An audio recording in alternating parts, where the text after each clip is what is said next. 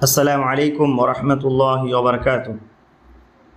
ان الحمد للہ نحمده ونستعینه ونستغفره ونعوذ باللہ من شرور انفسنا ومن سیئات اعمالنا من يهده الله فلا مضل له ومن يضلل فلا هادي له واشهد ان لا اله الا الله واشهد ان محمدا عبده ورسوله۔ اعوذ باللہ من الشیطان الرجیم، بسم اللہ الرحمن الرحیم۔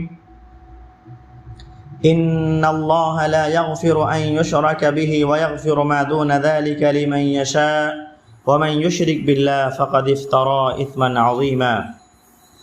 سبحانک لا علم لنا الا ما علمتنا انک انت العلیم الحکیم۔ رب اشرح لي صدری ویسر لي امری واحلل عقدۃ من لسانی یفقهوا قولی۔ رب زدنی علما، اللهم رب زدنی علما۔ اللهم صل وسلم علی نبینا محمد صلی اللہ علیہ وسلم۔ محترم حضرات، نواقض الاسلام لشیخ الاسلام المجدد محمد بن عبد الوہاب التمیمی رحمہ اللہ رحمۃ اللہ علیہ کے اس پیارے رسالے کی شرح کا درس جاری ہے، اور ہم شرح کر رہے ہیں فضیلت الشیخ علامہ صالح بن فوزان الفوزان حفظ اللہ کی شرح سے۔ پچھلے درس میں مقدمے کے تعلق سے چند اہم باتیں ہوئی تھی، جیسا کہ پچھلے درس میں ہم نے یہ بیان کیا تھا کہ شیخ الاسلام المجدد محمد بن عبد الوہاب رحمۃ اللہ علیہ کا مختصر بایوگرافی، اس کے بعد پھر شیخ صالح بن فوزان الفوزان حفظ اللہ کا مختصر تعارف، اور پھر مقدمے پہ بات ہوئی تھی۔ آج کے درس میں انشاءاللہ ہم سب سے پہلا ناقض کیا ہے اس تعلق سے بات کریں گے۔ نواقض الاسلام کا جو سب سے پہلا ناقض ہے اور سب سے خطرناک ناقض ہے، اس تعلق سے بات کریں گے۔ اللہ تعالیٰ سے ہم سب سے پہلے دعا کرتے ہیں کہ اللہ تعالیٰ ہمیں ان چیزوں کو صحیح سے سمجھنے، اس پر عمل کرنے، اور پھر دوسروں تک یہ پیغام پہنچانے کی اللہ مجھے توفیق دے کہ میں اچھے سے ان چیزوں کو سمجھ سکوں اور دوسروں تک پہنچا سکوں۔ شیخ الاسلام رحمۃ اللہ علیہ فرماتے ہیں، الاول الشرک فی عبادت اللہ تعالی۔ سب سے پہلا ناقض نواقض الاسلام میں سے اللہ تعالیٰ کی عبادت میں شرک کرنا۔ شیخ صالح الفوزان حفظ اللہ اس جملے کے تعلق سے فرماتے ہیں، اعظم انواع الردہ، ردت کے جو سب سے بڑے اور عظیم اقسام ہیں وہ یہ ہے کہ الشرک فی عبادت اللہ، اللہ تعالیٰ کی عبادت میں شرک کرنا۔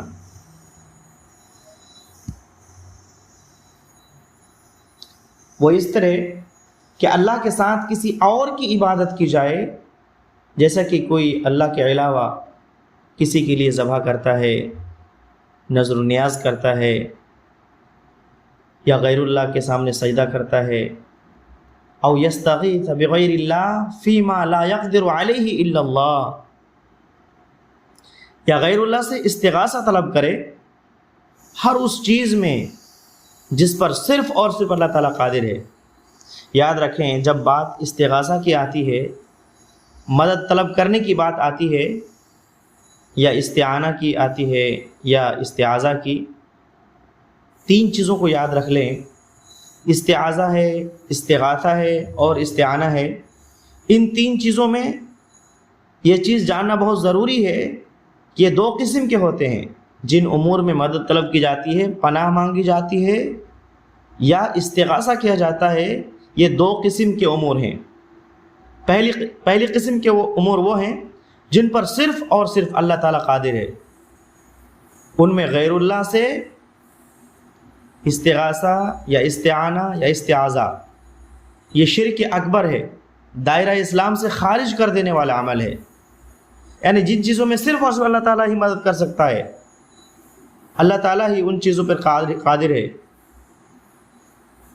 اب انسان اللہ کو چھوڑ کر غیر اللہ سے وہ چیزیں طلب کرے تو یہ کیا ہے؟ شرک اکبر ہے، اور دائرہ اسلام سے خارج ہے۔ مثال کے طور پر ایک شخص گر گیا، چلتے چلتے گر گیا، اب وہ اٹھ نہیں پا رہا ہے، اب کوئی مردہ شخص ہے اس کو پکار رہا ہے، یا ایک چھوٹا سا بچہ ہے جو اس کی مدد کر ہی نہیں سکتا اس کو پکار رہا ہے۔ چھوٹے بچے کو اس لیے پکار رہا ہے کہ اس کے اندر، اس نیت سے کہ اس کے اندر کوئی ایسی طاقت ہے جو ہمیں مدد کر سکتا ہے یہ، یا مردے کو پکار رہا ہے جو اس کی مدد نہیں کر سکتا، تو یہ کیا ہے؟ شرک اکبر ہے اور دائرہ اسلام سے خارج کر دینے والا عمل ہے۔ اور دوسری قسم کے امور وہ ہیں جن پر مخلوق قادر ہے، کہ کوئی مسلمان بھائی آپ کی مدد طلب کرتا ہے، جن چیزوں پر عام طور پر انسان قادر ہے تو اس کا مدد طلب کرنا شرک نہیں ہے۔ مثال کے طور پر کوئی انسان گر گیا ہے، اب اٹھ نہیں پا رہا ہے، سامنے کوئی کھڑا ہے، اب اس سے مدد طلب کر رہا ہے کہ میری مدد کریں، مجھے تھوڑا سا کھڑا کر دیں، اٹھا دیں، تو یہ شرک نہیں ہے۔ اور اگر کوئی اس طریقے سے مدد کرتا ہے تو اس کو اس کا ثواب ملے گا انشاءاللہ۔ اس لیے شیخ صاحب فرماتے ہیں او یستغیث بغیر اللہ فیما لا یقدر علیہ الا اللہ۔ اور وہ لوگ بہت بڑی غلطی پر ہیں جو یہ سمجھتے ہیں کہ سلفی جو ہیں، اہل حدیث، ہر قسم کی مدد اور استعانت کو شرک سمجھتے ہیں۔ یہ بات غلط ہے، ہر قسم کی مدد شرک نہیں ہے۔ صرف شرک کیا ہے؟ شرک اکبر کیا ہے؟ کہ ان چیزوں پہ مدد طلب کی جائے غیر اللہ سے جس پر اللہ کے علاوہ کوئی قادر نہیں ہے۔ پھر شیخ صالح بن فوزان الفوزان حفظ اللہ فرماتے ہیں کہ ھذا اعظم انواع الردہ، یہ جو اللہ تعالیٰ کی عبادت میں شرک ہے یہ ردت کی سب سے بڑی اقسام میں سے ہے۔ اللہ تعالیٰ فرماتا ہے انہ من یشرک باللہ فقد حرم اللہ علیہ الجنۃ ومأواہ النار، یقیناً جس نے اللہ تعالیٰ کے ساتھ شرک کیا تو اللہ تعالیٰ نے اس پر جنت کو حرام کر دیا۔ یقیناً جس نے اللہ تعالیٰ کے ساتھ شرک کیا تو اللہ تعالیٰ نے اس پر جنت حرام کر دی اور اس کا ٹھکانہ کیا ہے؟ جہنم ہے، نعوذ باللہ من ذالک۔ اسی طریقے سے دوسری آیت میں اللہ تعالیٰ فرماتا ہے ان اللہ لا یغفر ان یشرک بہ ویغفر ما دون ذلک لمن یشاء ومن یشرک باللہ فقد افتری اثما عظیما۔ یقیناً بے شک اللہ تعالیٰ اپنے ساتھ کسی بھی چیز کو شریک ٹھہرانے کی مغفرت نہیں کرتا۔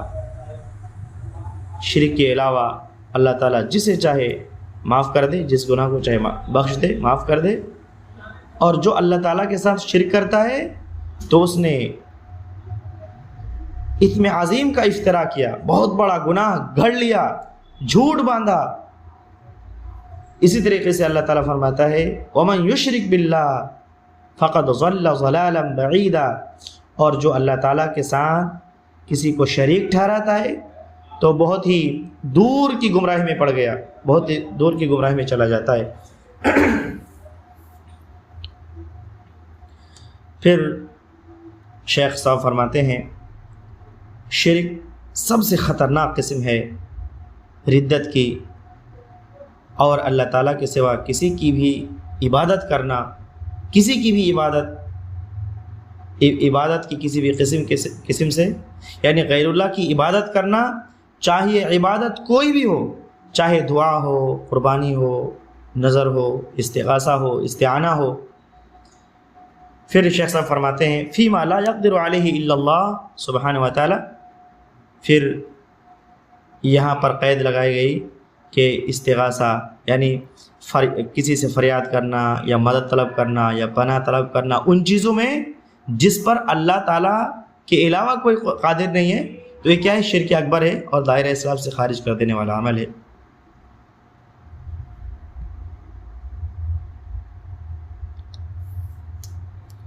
پھر شیخ صاحب فرماتے ہیں یدعو الموت، یعنی اس کی مثال یہ کہ کوئی شخص مردہ لوگوں کو پکارے یا قبر والوں سے مدد طلب کرے، مردوں سے مدد طلب کرے۔ یہ شیخ صاحب تیسری مرتبہ فرما رہے ہیں ھذا هو اخطر انواع الردہ واعظمها، سب سے خطرناک جو ردت ہے، یعنی اسلام قبول کرنے کے بعد دائرہ اسلام سے خارج کر دینے کا جو باعث ہے، سب سے بڑی جو قسم ہے ردت کی، وہ اللہ تعالیٰ کی عبادت میں شرک کرنا ہے۔ پھر شیخ صالح بن فوزان الفوزان حفظہ اللہ فرماتے ہیں کہ اور بہت سارے لوگ جو اسلام کے داعی ہیں وہ اس قسم کی ردت میں پڑے ہوئے ہیں، مزارات قائم کرتے ہیں، قبروں کا طواف کرتے ہیں، ان کے لیے قربانیاں کرتے ہیں، ان کے لیے نذر و نیاز پیش کرتے ہیں، منتیں مانگتے ہیں، ان کی نزدیکی حاصل کرتے ہیں اور کہتے ہیں کہ کیونکہ یہ ہمیں اللہ تعالیٰ کے نزدیک کر دیتے ہیں، یہ ان کے نزدیک ہوتے ہیں، یعنی قبر والوں کے نزدیک ہوتے ہیں، اور وہ یہ دعویٰ کرتے ہیں وہی ہے بزعمہم، اور ان کا یہ گمان ہے تقربہم الی اللہ سبحانہ و تعالی، کہ یہ جو بزرگ ہیں، جو قبر والے ہیں، یہ لوگ ان کو اللہ تعالیٰ کے نزدیک کر دیں گے۔ شیخ صاحب فرماتے ہیں کہ یہ لوگ کیوں براہ راست اللہ تعالیٰ کا قرب حاصل نہیں کرتے؟ اگر بنیادی طور پر اللہ تعالیٰ کی نزدیکی حاصل کرتے اور براہ راست اللہ تعالیٰ کو پکارتے، عبادت اللہ تعالیٰ کے لیے صرف کرتے اور ان بھول بھلائیوں سے نکل جاتے، ان چیزوں کو چھوڑ دیتے، تو اللہ تعالیٰ ہی قریب ہے، بے شک اللہ تعالیٰ قریب ہے، مجیب ہے، اللہ تعالیٰ قریب ہے اور دعا کی استجابت کرتا ہے، یعنی دعاؤں کو قبول کرتا ہے۔ شیخ صاحب فرماتے ہیں کہ کیوں تم مخلوق کی طرف پلٹتے ہو اور ان کا قرب حاصل کرنے کی کوشش کرتے ہو اور یہ کہتے ہو یہ جو مخلوق ہے ہمیں اللہ تعالیٰ کے نزدیک کر دیں گے؟ کیا اللہ تعالیٰ دور ہے؟ حل اللہ بعید؟ کیا اللہ تعالیٰ دور ہے؟ اللہ تعالیٰ نے اپنا دروازہ بند کر دیا ہے؟ اور کیا اللہ تعالیٰ نہیں جانتا اور اپنے مخلوق کو نہیں دیکھ رہا ہے؟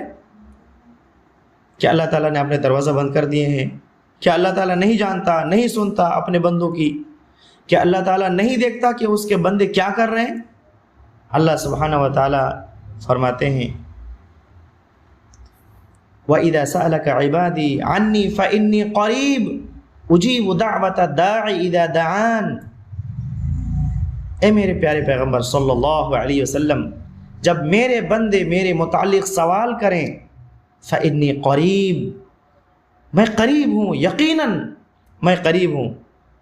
اللہ اکبر، اور ہر پکارنے والے کی پکار کو سنتا ہوں اور اس کو قبول کرتا ہوں۔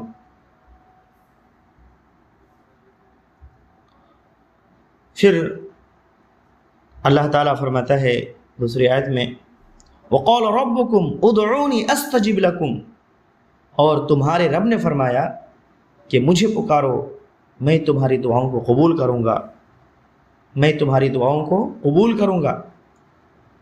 یہاں پر ایک بات یاد رکھیں، بعض لوگ اس میں پریشان ہو جاتے ہیں اور کہتے ہیں کہ ہم تو دعا کرتے ہیں لیکن ہماری دعائیں قبول نہیں ہوتی ہے، جبکہ اللہ تعالیٰ کہتا ہے کہ مجھے پکارو میں تمہاری دعاؤں قبول کروں گا، لیکن ہم تو دعا کرتے ہیں ہماری دعائیں قبول نہیں ہوتی ہے۔ تو کیا اللہ تعالیٰ وعدہ خلافی کر رہا ہے؟ نعوذ باللہ، ہرگز نہیں۔ یاد رکھیں، جب بھی انسان اللہ تعالیٰ کو پکارتا ہے، جب کوئی بھی شخص اللہ تعالیٰ سے دعا مانگتا ہے تو تین چیزوں میں سے ایک ضرور اسے مل جاتی ہے، اس کی دعا قبول ہو جائے۔ جب انسان جو چیز اللہ تعالیٰ سے مانگ رہا ہے تو جو مانگ رہا ہے اللہ تعالیٰ اسے وہ چیزیں دے دے، اس کی دعا قبول ہو جائے، وہ اسے مل جائے اور اس کا مقصد پورا ہو جائے۔ اور اگر جو مانگ رہا ہے اللہ تعالیٰ سے اگر وہ چیزیں اس کو نہیں ملی تو دوسری چیز کیا ہے کہ اس پر کوئی شر، کوئی مصیبت، کوئی پریشانی، کوئی تکلیف نازل ہونے والی تھی تو اللہ تعالیٰ نے اس دعا کی برکت سے اس تکلیف کو ٹال دیا، اس مصیبت کو ٹال دیا۔ یا پھر اگر دعا بھی قبول نہیں ہوئی، جو مصیبت آنے والی تھی وہ مصیبت بھی آ گئی، تو تیسری چیز یاد رکھیں کہ اللہ تعالیٰ اس دعا کو اس بندے کے نامہ اعمال میں عمل صالح میں لکھ دے گا۔ سبحان اللہ، یعنی قیامت کے دن نیک عمل میں اس دعا کو لکھ دے گا۔ اللہ اکبر، جس دن ہر انسان ذرہ برابر عمل صالح کے لیے ترسے گا، پریشان ہوگا، اس دن اس دعا کو عمل صالح میں لکھ دے گا۔ تو اس لیے میرے بھائی کبھی بھی پریشان نہیں ہونا چاہیے کہ ہم دعا کرتے ہیں ہماری دعا تو قبول نہیں ہوتی ہے، پتہ نہیں جو آپ اللہ سے مانگ رہے ہیں وہ چیز آپ کو نہیں ملی، لیکن کوئی مصیبت نازل ہونے والی تھی، وہ مصیبت ٹل گئی، آپ کو پتہ ہی نہیں ہے، یا پھر اگر وہ بھی نہیں ہوا تو قیامت کے دن تو ملنے ہی والا ہے۔ اس لیے ہم سب کو چاہیے کہ ہم کثرت سے اللہ تعالیٰ سے دعا کریں، اللہ تعالیٰ کو پکاریں، اللہ تعالیٰ ہماری دعاؤں کو قبول کرنے والا ہے۔ ہاں شرط ہے کہ دعا کی جس طریقے سے اللہ تعالیٰ سے دعا مانگنی چاہیے اس حساب سے ہمیں مانگنا چاہیے۔ اللہ تعالیٰ سے دعا کرتے ہیں، اللہ تعالیٰ ہمیں کثرت سے دعا کرنے کی توفیق دے، آمین۔ تو شیخ صالح بن فوزان الفوزان حفظ اللہ فرماتے ہیں انہ قریب مجیب، اللہ تعالیٰ قریب ہے اور تمہاری دعاؤں کو قبول کرنے والا ہے۔ شیخ صاحب فرماتے ہیں کہ کیوں تم جاتے ہو اور غیر اللہ کو پکارتے ہو اور یہ کہتے ہو کہ یہ ہمیں اللہ تعالیٰ کی نزدیک کر دے گا؟ یہ تو مشرک بھی کہتے تھے۔ مشرک کیا کہتے تھے؟ اللہ تعالیٰ نے اس کو بیان کیا ہے قرآن مجید میں، سورہ زمر آیت نمبر 3 میں فرمایا ما نعبدهم الا ليقربونا الى الله زلفى، یعنی جب مشرک سے کہا جاتا کہ تم ان بتوں کی عبادت کیوں کرتے ہو تو وہ کہتے کہ ہم اس کی عبادت صرف اس لیے کرتے ہیں، ما نعبدهم الا ليقربونا الى الله زلفى، ہم ان کی عبادت صرف اس لیے کرتے ہیں تاکہ یہ ہمیں اللہ تعالیٰ کے قریب کر دیں۔ مشرکین بھی تو یہی کہا کرتے تھے نا۔ آج جو مسلمان کہہ رہے ہیں، بہت سارے مسلمان جو مزاروں پہ جاتے ہیں، غیر اللہ کے نام پہ قربانی کرتے ہیں، بہت سارے شرکی اعمال کر رہے ہیں، مشرکین بھی ایسا کرتے تھے اور کیا کہتے تھے کہ ہم یہ کام اس لیے کر رہے ہیں تاکہ یہ ہمیں اللہ کے نزدیک کر دے، اللہ کے قریب کر دے۔ میرے بھائی عجیب بات یہ ہے کہ جو مشرکین تھے، کفار مکہ تھے، وہ کبھی بھی غیر اللہ کو حاجت روا، مشکل کشا داتا نہیں سمجھتے تھے۔ ان کا یہ عقیدہ تھا ہی نہیں کہ غیر اللہ ہماری کوئی مشکلات کو ٹال سکتا ہے، ہمیں مصیبتوں سے نجات دے سکتا ہے۔ ان کا توحید ربوبیت پہ یقین تھا، ان کا اس بات پہ یقین تھا کہ اس پوری کائنات کو بنانے والا، اس پوری کائنات میں جتنے مخلوق ہیں، تمام مخلوقات کو روزی دینے والا، نفع نقصان پہنچانے والا اکیلا اللہ تعالیٰ ہے۔ یہ بت نے ان چیزوں کو پیدا نہیں کیا، لیکن چونکہ یہ اللہ کے نیک بندے ہیں، اللہ کے صالح اور نیک بندے ہیں، اللہ کے فرمانبردار بندے ہیں، اللہ کے مقرب بندے ہیں، اللہ کے یہ قریب ہیں، تو ہم اس کی عبادت اس لیے کرتے ہیں تاکہ یہ ہمیں اللہ کے نزدیک کر دے، یہ ہمیں اللہ کے قریب کر دے۔ تو توحید الوہیت میں وہ شرک کرتے تھے، توحید ربوبیت میں وہ شرک نہیں کرتے تھے۔ لیکن عجیب بات ہے آج کے بعض مسلمانوں پر کہ کسی کے لیے علی مشکل کشا ہے، کسی کے لیے غوث حاجت روا ہے، یعنی بدترین شرک کی صورت آج امت میں موجود ہے۔ یعنی توحید ربوبیت میں بھی شرک کرتے ہیں اور توحید الوہیت میں بھی شرک کرتے ہیں، نعوذ باللہ من ذالک۔ یہ مشرکین مکہ سے بھی بدترین شرک آج کے دور میں، اپنے آپ کو مسلمان کہنے والے آج کے دور میں شرک کر رہے ہیں۔ اللہ تعالی ہم سب کی حفاظت فرمائے اور ہمیں صحیح سمجھ عطا فرمائے۔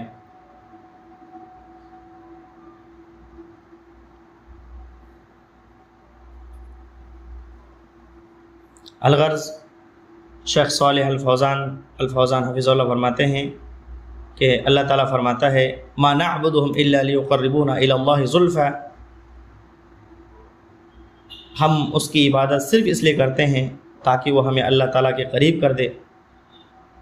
جیسا کہ اللہ تعالیٰ نہیں جانتا اور اللہ تعالیٰ کو علم بھی نہیں ہے، نعوذ باللہ من ذالک، اس طریقے سے شیطان نے، شیاطین الجن والانس، یاد رکھیں اللہ تعالیٰ، اللہ کی قسم، شیاطین الجن سے زیادہ خطرناک ہیں۔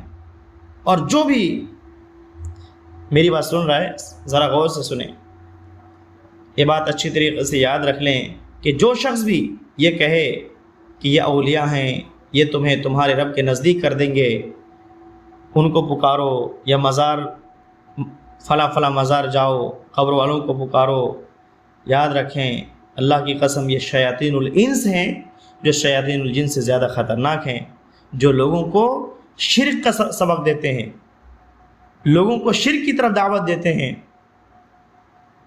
استغفر اللہ والعیاذ باللہ، کس طریقے سے لوگوں کو بہکاتے ہیں اور جہنم کی طرف بلاتے ہیں۔ ایسے لوگوں سے ہمیں خبردار رہنے کی ضرورت ہے۔ ان کی جو بڑی بڑی داڑھی ہے، ان کی بڑی بڑی پگڑی ہیں، ان کی طرف توجہ نہ دیں۔ ان کے جو ظاہری کچھ نیک اعمال ہیں ان کی طرف توجہ نہ دیں، بلکہ وہ دیکھیں کہ یہ شرک کی طرف دعوت دیتے ہیں۔ ایسے لوگوں سے دور رہیں اور ایسے لوگوں کی باتیں ہرگز نہ سنیں۔ شیخ صاحب فرماتے ہیں یہ جو ہیں شیاطین الجن والانس، ان لوگوں نے خوبصورت بنا کر لوگوں کو دکھایا ہے شرک کو، یعنی شرک کو خوبصورت بنا کر لوگوں کے سامنے پیش کیا ہے، اور اسلام کے دعوے دار بھی ہیں، یہ اپنے آپ کو مسلمان بھی کہتے ہیں، کلمہ شہادت بھی پڑھتے ہیں، روزے بھی رکھتے ہیں، نماز بھی پڑھتے ہیں، لیکن اپنے اعمال کو شرک اکبر سے آلود کر دیتے ہیں اور دین اسلام سے خارج ہو جاتے ہیں۔ نماز بھی پڑھتے ہیں، روزے بھی رکھتے ہیں، حج بھی کرتے ہیں، جو ان کو دیکھتا ہے وہ ان کو مسلمان سمجھتا ہے کہ یہ مسلمان ہے۔ شیخ صاحب فرماتے ہیں یہ اس چیز کو اچھی طرح جان لیں، اللہ تعالیٰ کے ساتھ شرک کرنا یا کسی کو شریک ٹھہرانا یہ سب سے خطرناک گناہ ہے اور سب سے بڑا گناہ ہے، اور اس کے خطرے اور شر کے ساتھ ساتھ بہت سارے ایسے لوگ ہیں جو اس میں ملوث ہیں، اس گڑھے میں گر چکے ہیں، جبکہ وہ اسلام کے دعوے دار ہیں، اپنے آپ کو مسلمان کہتے ہیں۔ شیخ صاحب فرماتے ہیں وہ اس کو شرک نہیں کہتے، یعنی شرکی اعمال کر رہے ہیں وہ اس کو شرک نہیں کہتے، شرک کا نام نہیں دیتے، جو وہ کرتے ہیں اسے کہتے ہیں کہ یہ وسیلہ ہے یا شفاعت ہے یا کوئی اور نام دے دیں، شرک کے علاوہ کوئی اور نام دیتے ہیں، جبکہ یہ شرک کرتے ہیں۔ تو یہ قاعدہ شیخ صاحب بیان فرما رہے ہیں کہ الاسماء لا تغیر الحقائق، کہ نام کے بدلنے سے حقیقتیں نہیں بدلا کرتی۔ اگر کوئی شخص شراب کا نام شراب نہ دے، دوسرا کوئی نام دے دے، تو کیا وہ شراب نہیں رہتی؟ تو نام کے بدلنے سے حقیقت نہیں بدلتی۔ شرک تو شرک ہی ہے، اور سب سے زیادہ خطرناک قسم ہے ردت کی اور کفر کی، اور سب سے زیادہ اس کا وقوع ہے، یعنی بہت سارے لوگ اس میں مبتلا ہیں۔ اللہ تعالیٰ کے ساتھ کسی بھی مخلوق کو شریک کرنا یہ عبادت میں یہ مطلب شرک ہے، اور شرک فی العبادہ ہے، اور اس میں بہت سارے لوگ ملوث ہیں۔ اللہ تعالیٰ ہم سب کی حفاظت فرمائیں۔ شیخ صاحب فرماتے ہیں باوجود اس کے کہ اللہ تعالیٰ کی کتاب میں اور نبی رحمت صلی اللہ علیہ وسلم کی سنت میں، صحیح احادیث میں، آپ صلی اللہ علیہ وسلم کے فرمان میں یہ بات بالکل واضح ہے، شرک سے آگاہی بالکل واضح ہے، شرک سے منع کرنا بالکل واضح ہے، شرک کا خطرناک بالکل واضح ہے، ظاہر ہے، اور اس کی جو سزا ہے جو قرآن و حدیث میں مرتب کی گئی ہے یہ بھی واضح ہے۔ اس کے باوجود اور قرآن مجید کی کوئی بھی ایسی صورت نہیں ہے کہ جس میں شرک سے آگاہی کا سبق نہ ہو، اور اس کے باوجود بھی جو قرآن پڑھتے ہیں وہ شرک سے اجتناب نہیں کرتے، شرک سے نہیں بچتے۔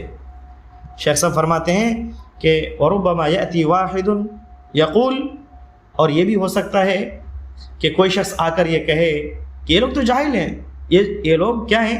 جاہل ہیں اور اپنی جہالت سے معذور ہیں۔ ہم ان سے کہتے ہیں کہ یہ جہالت کب تک رہے گی؟ قرآن پڑھا جاتا ہے ان کو قرآن سنایا جاتا ہے، یہ لوگ قرآن کو حفظ بھی کرتے ہیں، ان پر حجت قائم ہو چکی ہے، قرآن مجید کے پہنچنے سے ان پر حجت قائم ہو چکی ہے۔ اللہ تعالیٰ فرماتے ہیں وَأُوحِيَ إِلَيَّ هَذَا الْقُرْآنَ لِأُنذِرَكُمْ بِهِ وَمَنْ بَلَغَ، اور ان پر وحی نازل کی گئی ہے اپنے پیارے پیغمبر صلی اللہ علیہ وسلم کی زبانی، ان پر وحی نازل کی گئی ہے یہ قرآن مجید، تاکہ میں تمہیں آگاہ کروں، تمہیں خبردار کروں، اور جس تک یہ پیغام پہنچ جائے۔ شیخ صاحب فرماتے ہیں جس کو قرآن مجید پہنچ چکا ہے اس پر حجت قائم ہو چکی ہے، اس کا کوئی عذر باقی نہیں ہے۔ جو لوگ کہتے ہیں کہ یہ جاہل ہیں، یہ تو نہیں جانتے، یہ کوئی عذر نہیں ہے۔ یاد رکھیں اس میں علماء کا اختلاف ہے۔ بعض علماء نے یہ کہا ہے کہ حجت اس پر قائم ہو چکی ہے، قرآن مجید اگر کسی شخص تک پہنچ چکا ہے تو اس قرآن مجید کے پہنچنے سے اس پر حجت قائم ہو چکی ہے، اب الگ سے اس پر حجت قائم کرنے کی ضرورت نہیں ہے۔ ہاں، اگر کوئی شخص کسی دور دراز کسی جنگل میں رہتا ہے یا نئے مسلمان ہیں، جیسا کہ آج امت کا حال ہے، نئے مسلمان ہوئے ہیں، جسے شرک کیا ہے، کفر کیا ہے، نفاق کیا ہے، بدعت و خرافات کیا ہے پتہ نہیں ہے، تو ایسے لوگوں پر حجت قائم کرنا ضروری ہے۔ تو اس سلسلے میں علماء کے دو قول ہیں۔ پہلا قول کیا ہے کہ حجت قائم کرنا لازمی نہیں ہے، ان پر حجت قائم ہو چکی ہے قرآن مجید پہنچنے سے، قرآن مجید پڑھ لیا، سن لیا، کافی ہے، اب ان پر حجت قائم ہو گئی۔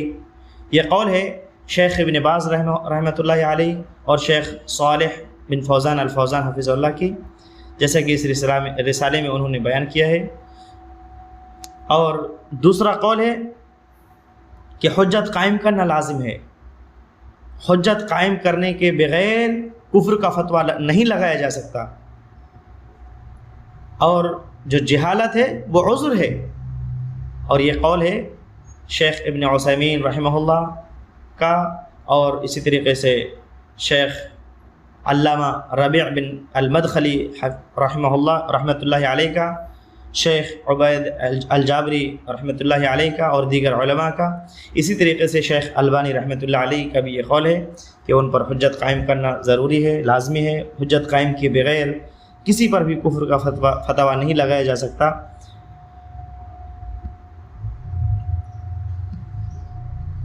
تو حجت قائم کرنا لازمی ہے۔ محترم حضرات، اس کے بعد پھر شیخ محمد بن عبد الوہاب رحمۃ اللہ علیہ فرماتے ہیں، اللہ تعالیٰ کا یہ فرمان ذکر کرتے ہیں، ان اللہ لا یغفر ان یشرک بہ ویغفر ما دون ذلک لمن یشاء۔ سورہ نساء آیت نمبر 48 میں فرمایا اللہ تعالیٰ نے کہ بلا شبہ اللہ تعالیٰ اپنے ساتھ شرک کیے جانے کو معاف نہیں کرے گا، اور شرک کے علاوہ جس گناہ کو چاہے اللہ تعالیٰ معاف کر دے۔ دوسری آیت میں اللہ تعالیٰ نے فرمایا انہ من یشرک باللہ فقد حرم اللہ علیہ الجنۃ ومأواہ النار وما للظالمین من انصار۔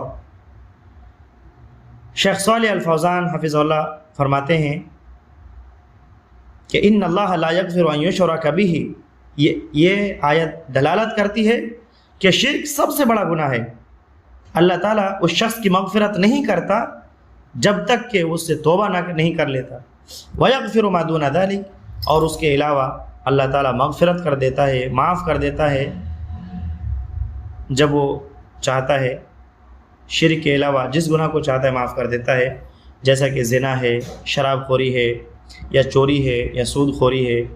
یہ سارے کے سارے جو گناہ ہیں یہ شرک سے کم درجے کے گناہ ہیں، شرک کے علاوہ کے گناہ ہیں، یہ اللہ تعالیٰ کی مشیت کے ماتحت ہے، اللہ تعالیٰ کی مرضی کے تحت ہے۔ اللہ تعالیٰ ان کو چاہے تو ان کو معاف کر دے، اور چاہے تو ان کو معاف نہ کرے۔ ان کو اصحاب الکبائر کہا جاتا ہے، یعنی اگر کوئی شخص زنا کرتا ہے، چوری کرتا ہے، ان کو اصحاب الکبائر کہا جاتا ہے، کبیرہ گناہ کے مرتکب ہیں یہ لوگ، اور یہ سارے فساق ہیں، فاسق ہیں۔ لیکن شرک کا ارتکاب انہوں نے نہیں کیا ہے، انہوں نے کبیرہ گناہ کا ارتکاب کیا ہے، اور ایمان میں نقص اور کمی کا باعث ہے یہ گناہ، اور یہ کبیرہ گناہ ہے، لیکن شرک سے کم درجے کے گناہ ہیں۔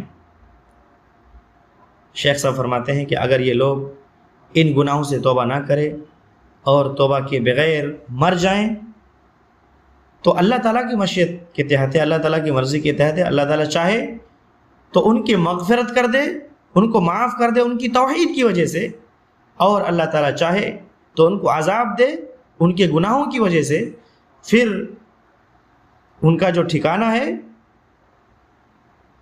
یعنی ان کا جو اینڈنگ ہے وہ کیا ہے؟ جنت ہے. یعنی جو موحد ہیں ان کے گناہوں کی وجہ سے اللہ تعالیٰ چاہے تو ان کو جہنم میں ڈالے اور ضرور ایک دن جہنم سے نکلیں گے اور جنت میں داخل ہوں گے. لیکن جو لوگ مشرک ہیں، جنہوں نے شرک اکبر کیا ہے، بہت بڑا شرک کیا ہے، اللہ تعالیٰ کے ساتھ دوسروں کو شریک ٹھہرایا ہے، اللہ تعالیٰ کے حقوق میں سے کوئی بھی غیر اللہ کو دیا ہے، تو ایسے لوگ ہمیشہ کے لیے جہنم میں رہیں گے، ہمیشہ جہنم میں رہیں گے، کبھی بھی وہ جہنم سے نہیں نکلیں گے. پھر اللہ تعالیٰ کا یہ فرمان وَيَغْفِرُ مَا دُونَ ذَلِكَ، یہ دلالت کرتا ہے کہ سارے کے سارے گناہ شرک کے علاوہ، اور شرک سب سے عظیم اور سب سے خطرناک گناہ ہے. یہ دلالت کرتا ہے، یہ آیت دلالت کرتی ہے کہ شرک سب سے خطرناک گناہ ہے اور سب سے بڑا گناہ ہے. آخرت میں اس کا انجام کیا ہے؟ آخرت میں اس کا انجام اللہ تعالیٰ نے اس پر جنت کو حرام کر دی ہے اور اس کا ٹھکانہ جہنم ہے. اللہ تعالیٰ فرماتا ہے سورہ مائدہ میں اِنَّهُ مَن يُشْرِكْ بِاللَّهِ فَقَدْ حَرَّمَ اللَّهُ عَلَيْهِ الْجَنَّةِ، یعنی یہ آخرت میں اس کی سزا ہے، جنت اس پر حرام کر دی گئی ہے، یعنی کبھی بھی جنت میں داخل نہیں ہو سکتا، سوال ہی نہیں پیدا ہوتا کہ وہ جنت میں داخل ہو. شیخ صاحب فرماتے ہیں کہ جب وہ جنت میں کبھی داخل نہیں ہوگا تو پھر وہ کہاں جائے گا؟ کیا وہ فنا ہو جائے گا، ختم ہو جائے گا؟ فرماتے کہ نہیں، وہ فنا نہیں ہوگا، اس کا ٹھکانہ جہنم ہے، اور جہنم اس کا ہمیشہ کا ٹھکانہ ہے. نعوذ باللہ من ذالک. اللہ تعالیٰ فرماتے ہیں وَمَا لِلظَّالِمِينَ مِنْ أَنصَارٍ، یعنی مشرکوں کے تعلق سے اللہ تعالیٰ فرما رہے ہیں کہ کیونکہ شرک ظلم ہے اور سب سے بڑا ظلم ہے، اور ان کا کوئی دوست و مددگار نہیں رہے گا، کوئی بھی ان کو جہنم سے خارج نہیں کر سکے گا، کوئی ان کی شفاعت نہیں کر سکے گا. جیسا کہ کبیرہ گناہ والوں کی شفاعت کی جائے گی اور ان کو جہنم کی آگ سے نکالا جائے گا اور ان کی شفاعت قبول کی جائے گی. لیکن جو لوگ مشرک ہیں، ایسے لوگوں کی شفاعت کرنے والے کی شفاعت قبول نہیں ہوگی اور وہ ہمیشہ کے لیے جہنم میں جائیں گے. العیاذ باللہ. من حمیم ولا شفیع، نہ اس کا کوئی دوست ہوگا اور نہ ہی شفاعت کرنے والا ہوگا جس کی شفاعت قبول کی جائے. وَمَأْوَاهُ النَّارُ، اور اس کا ٹھکانہ جہنم ہے اور بہت ہی بدترین ٹھکانہ ہے، اس کے علاوہ اس کا کوئی ٹھکانہ نہیں ہے، اس میں وہ ہمیشہ رہیں گے. سب سے بڑے گناہ کا ارتکاب کرنے کی وجہ سے یہی اس کا ٹھکانہ ہے. العیاذ باللہ. شیخ صاحب فرماتے ہیں کہ کیا اب یہ جائز ہے کسی کے لیے کہ ان مسائل کو چھوڑ دے، ان مسائل کو نہ سمجھے کہ شرک کیا ہے، توحید کیا ہے، کفر کیا ہے، ان کو نہ سمجھے اور اس سے لوگوں کو آگاہ نہ کرے؟ اور یہ کہا جاتا ہے، اور یہ کہا جائے، لوگ کہتے ہیں، اور یہ کہا جائے کہ چھوڑ دو، جیسا کہ بعض لوگ کہتے ہیں کہ چھوڑ دو ان لوگوں کو، ان قبر پرستوں کو چھوڑ دو، ان لوگوں کو چھوڑ دو، جو بھی کسی ردت کا ارتکاب کر رہا ہے ان کو چھوڑ دو. جب تک یہ مسلمان کا دعویٰ کرتے ہیں، جب تک یہ اسلام کا دعویٰ کرتے ہیں، انہیں چھوڑ دو. تم لوگ صرف ملاحدہ کے خلاف باتیں کرو، جو ملحد ہیں، جو بے دین ہیں، جو اللہ تعالیٰ کے وجود کا انکار کرتے ہیں، ایسے لوگوں سے مقابلہ کرو، ایسے لوگوں کو سمجھاؤ. تو آج ہمارا ٹارگٹ وہ نہیں ہونا چاہیے، اس طریقے سے باتیں کرتے ہیں. تو شیخ صاحب فرماتے ہیں کہ ہؤلاء اشد من الملاحدہ واخطر من الملاحدہ. یاد رکھو، یہ جو لوگ ہیں جو اپنے آپ کو مسلمان، اسلام کا دعویٰ کرتے ہیں، اپنے آپ کو مسلمان کہتے ہیں، یہ ملحدوں سے بھی زیادہ خطرناک ہیں. یہ ملحدوں سے بھی زیادہ خطرناک ہیں. جو اللہ تعالیٰ کے ساتھ شرک کرتے ہیں، مسلمان ہو کر لا الہ الا اللہ پڑھنے کے بعد جو شرک کرتے ہیں، یہ لوگ ملحدوں سے بھی زیادہ خطرناک ہیں. پھر شیخ الاسلام محمد بن عبد الوہاب رحمۃ اللہ علیہ فرماتے ہیں کہ یعنی اس شرک سے جب دلائل پیش کر دیے ہیں، پہلے ناقص کی چند مثالیں پیش کرتے ہیں. وَمِنْهُ الذَّبْحُ لِغَيْرِ اللَّهِ، ایک مثال پیش کی ہے شیخ صاحب نے الذبح لغیر اللہ، اللہ تعالیٰ کے سوا غیر اللہ کے لیے قربانی کرنا، جیسا کہ کوئی شخص جن کے لیے قربانی کرتا ہے، بکرا ذبح کرتا ہے یا کوئی جانور ذبح کرتا ہے، قبر والوں کے لیے کوئی قربانی کرتا ہے۔ شیخ صالح الفوزان حفظ اللہ فرماتے ہیں کہ شیخ رحمہ اللہ نے اس مثال کو بیان کیا کیونکہ یہی واقع ہے، اور بہت سارے لوگ اس سے سستی برت رہے ہیں اس مسئلے میں، یعنی غیر اللہ کے لیے قربانی کرنے میں بہت سارے لوگ متساہل ہیں، سستی برتتے ہیں اور اس مسئلے کو بڑا آسان سمجھتے ہیں، غیر اللہ کے لیے قربانی کرتے ہیں، جنوں کے لیے قربانی کرتے ہیں تاکہ ان کے شر سے وہ محفوظ ہو جائیں، ذبح کرتے ہیں، قربانیاں کرتے ہیں۔ اس طریقے سے علاج کے لیے یا شفا کے لیے بہت سارے لوگ اس میں غفلت برتتے ہیں، سستی کرتے ہیں، اور یہ بہت ہی زیادہ ہماری امت میں پایا جاتا ہے۔ اگرچہ یہ شرک اکبر ہے اور دائرہ اسلام سے خارج کر دینے والا عمل ہے، اس کے باوجود بھی تو مسلمانوں میں عام ہے، والعیاذ باللہ۔ یاد رکھیں، شیخ صاحب فرماتے ہیں کہ یہ کوئی آسان بات نہیں ہے، شیطان اسے کہتا ہے، یعنی شیطان وسوسہ کرتا ہے ایسے شخص کو کہ تم کوئی مینڈھا ذبح کرو، کوئی مرغی ذبح کرو، کوئی دمبا ذبح کرو، یہ بڑا آسان ہے، کوئی مسئلہ نہیں ہے، اس میں یہ شیطان کے وسوسے میں آ جاتے ہیں۔ شیخ صاحب فرماتے ہیں کہ اس مسئلے میں شرک کی طرف نہیں دیکھا جاتا، یعنی شیطان کسی کے ذہن میں یہ بات آنے نہیں دیتا کہ یہ شرک ہے۔ جو ایک مکھی بھی ذبح کرتا ہے غیر اللہ کے نام پہ، وہ بھی جہنم میں داخل ہو جاتا ہے۔ تو یہ نہیں دیکھا جاتا کہ قربانی کس چیز کی جا رہی ہے، بلکہ یہ دیکھا جاتا ہے کہ عقیدہ کیا ہے، دل کی نیت کی طرف دیکھا جاتا ہے اور شرک کی طرف دیکھا جاتا ہے۔ جو لوگ یہ سمجھتے ہیں کہ کوئی عام بات ہے اور ایسی کوئی بڑی بات نہیں ہے، ایک بکرا ہی تو ذبح کیا ہے نا، ایک مرغی ہی تو ذبح کیا ہے نا، کون سی بڑی بات ہے؟ کیوں لوگوں کو پریشان کرتے ہو؟ کیوں کہتے ہو کہ یہ شرک ہے بار بار؟ یاد رکھیں، یہ بڑا عام مسئلہ ہے، اس میں شرک سے کوئی لینا دینا نہیں ہے۔ اس طریقے سے شیطان ایسی باتیں ان کے ذہن میں ڈالتا ہے، تو یہ بہت ہی خطرناک معاملہ ہے۔ شیخ صاحب فرماتے ہیں جس کو ذبح کیا جا رہا ہے اس کی قیمت کی طرف نہیں دیکھا جاتا، وہ کتنا قیمتی ہے یہ نہیں دیکھا جاتا۔ ایک مکھی بھی ذبح کرتا ہے غیر اللہ کے لیے، وہ بھی جہنم رسید ہوتا ہے۔ اور لوگ اس میں بہت سارے غفلت برتتے ہیں، بے پرواہی برتتے ہیں، سستی برتتے ہیں، اور اسے بڑا آسان اور اسے بڑا مسئلہ نہیں سمجھتے۔ وہ صرف اپنی حاجت کو دور کرنا چاہتے ہیں، وہ صرف اپنی حاجات، جو اپنی ضروریات ہے ان کو دور کرنا چاہتے ہیں، جو ضرورت ہے اس کو پانا چاہتے ہیں، اور اپنی مصیبت کو دور کرنا چاہتے ہیں، یا جو اگر اس کی کوئی چیز کھو چکی ہے اسے پانا چاہتا ہے، جو مال اس کا کھو چکا ہے اسے وہ پانا چاہتا ہے، یا ان کے علاوہ جو بھی امور ہیں، تو وہ جنوں کو راضی کرنے کے لیے، جنوں کو خوش کرنے کے لیے، جادوگروں یا کسی جادوگر کو خوش کرنے کے لیے ان کے پاس جاتا ہے۔ جادوگر پھر اسے کہتا ہے کہ تم فلاں رنگ کا کوئی جانور لے کے آؤ، بکرا لے کے آؤ یا مرغا لے کے آؤ، پھر اس کو ذبح کرو۔ تو جادوگر یا کاہن کی بات سن کر وہ فلاں جانور لے کے آتا ہے اور غیر اللہ کے نام پر ذبح کرتا ہے۔ یاد رکھیں، یہ جو کام ہوتے ہیں کسی گمشدہ چیز کی تلاش کے لیے، کسی کے پاس جانا، یا کوئی شخص اسے یہ خبر دیتا ہے اور اس کی تصدیق کر دیتا ہے، تو یاد رکھیں ایسا شخص کافر ہے۔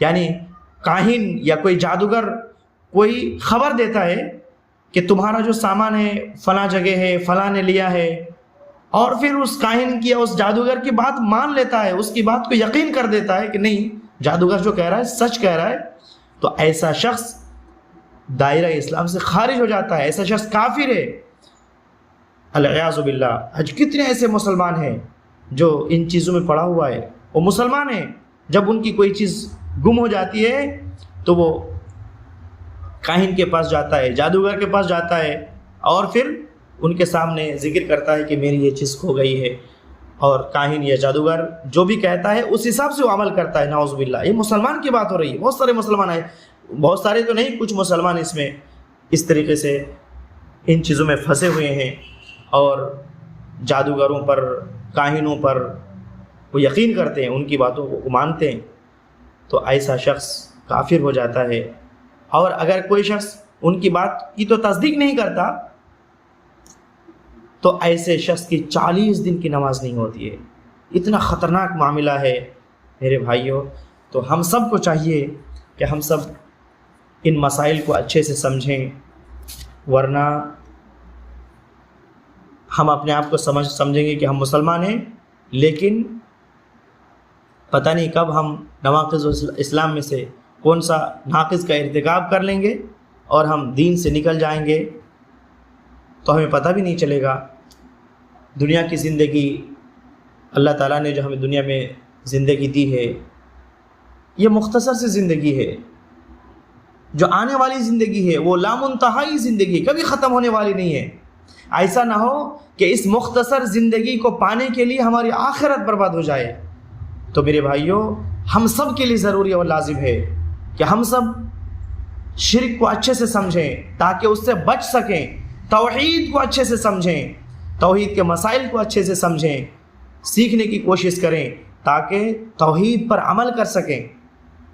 ہم تمام لوگوں کے لیے، تمام مسلمانوں کے لیے ضروری اور لازم ہے کہ توحید کو سیکھیں، سمجھیں، شرک کو سیکھیں، سمجھیں، اور پھر توحید پر عمل کریں اور شرک سے اجتناب کریں۔ اللہ تعالیٰ سے دعا ہے اللہ تعالیٰ ہم سب کو علم نافع اور عمل صالح کی توفیق عطا فرمائے۔ اللہ تعالیٰ ہم سب کو نیک اعمال کی توفیق عطا فرمائے۔ آمین۔ وآخر دعوانا ان الحمد للہ رب العالمین۔ السلام علیکم ورحمۃ اللہ وبرکاتہ۔